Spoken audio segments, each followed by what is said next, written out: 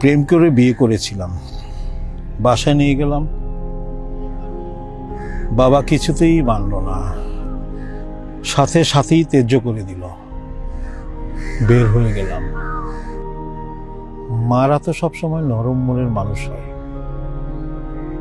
আসার সময় জানলার ফাঁক গুলিয়ে হাতে কিছু টাকা গুঁজে দিলেন। জানলার ফাঁক গুলিয়ে মায়ের সেই কান্না ভেজা চোখ আমি এখনো ভুলতে পারিনি। শুরু হয়ে গেল আমার সংগ্রামের জীবন। জানো,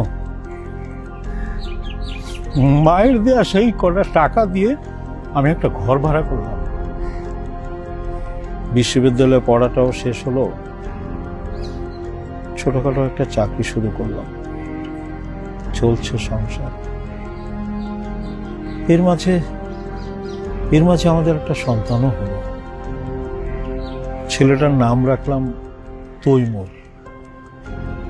কিন্তু কি জানো, আমার এই বাচ্চাটার 8 মাসের মাথায় আমার বউটাও মরে গেল। শুরু হলো আমার আর এক সংগ্রামী জীবন। বাচ্চা লালন পালন করছি, সংসার করছি, অফিস করছি, কেমন যেন হিমশিম খেয়ে গেলাম। আর পারি না। অনেকে বলতো আরেকটা বিয়ে করতে, কিন্তু ছেলেটার মুখের দিকে তাকিয়ে আর বিয়ে শাদী করা হলো না। ধীরে ধীরে ছেলেটা বড় হলো, আমার চাকরির পজিশনও ভালো হলো, ইনকাম ভালো হলো। ছেলের নামে একটা ফ্ল্যাট করলাম, গাড়ি করলাম। পড়াশোনার জন্য একসময় ছেলেটাকে বিদেশে পাঠিয়ে দিলাম। একসময় ছেলেটা বিদেশ থেকে বিয়ে করে দেশে চলে এলো।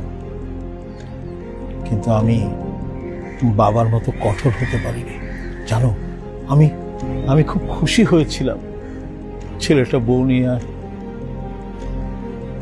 একসঙ্গে সংসার করবে। ভাবলাম ভালোই হয়েছে। এভাবে চলতে চলতে একটা সময় আমি রিটায়ার্ড করলাম। ছেলের কোথাও চাকরি হচ্ছে না, মোটা অঙ্কের ঘুষ লাগে। কি করব?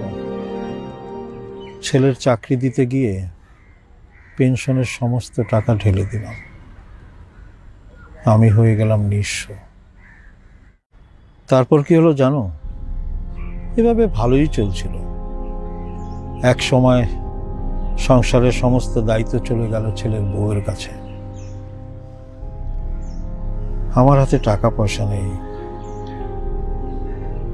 কি করব? কোনো কিছু বললেই সংসারে অশান্তির সৃষ্টি হয়। আমি কোনো কিছু বলতেও পারি না। এর মাঝে ছেলের ঘরে একটা সন্তান হলো। আমি হলাম দাদু। খুব ভালো লাগছে, খুশি হয়েছিল। কিন্তু কেমন যেন বনিবনা হচ্ছিল না। বউটা আমাকে সহ্য করতে পারতো না। বউ পার্টিতে চলে যায়, এই সন্তানটাকে আমার লালন পালন করতে হয়, বাজার করতে হয়। ইদানিং চাকরের পর্যায়ে নেমে গেছি। আমার আর ভালো লাগে না। ফ্রিজে এত খাবার থাকতে প্রতিদিন আমাকে বাজার করতে হয়। রিক্সা ভাড়াটা পর্যন্ত দেয় না। দাদুকে স্কুলে আনা নেয়া করা, বউটা আমাকে সহ্য করতে পারে না। আমার খুব কষ্ট হয়। আমি কি করব বলো? বউটা চায় না আমি এখানে থাকি। কোথায় যাব? এই পৃথিবীতে আমার জায়গা কোথায়? এই পৃথিবীতে আমার জায়গা কোথায়?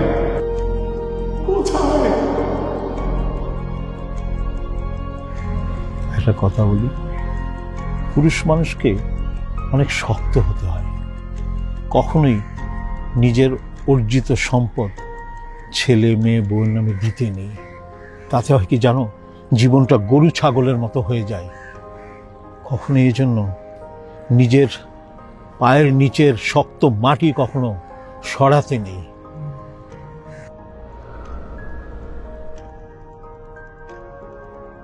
আমাদের বানানো ভিডিওগুলো আপনাদের ভালো লাগলে আমাদের পেজে লাইক বা ফলো করে রাখুন, আর আমাদের এভরিডে ইজ ভাইরাল ইউটিউব চ্যানেলে সাবস্ক্রাইব করে আমাদের সাথেই থাকুন।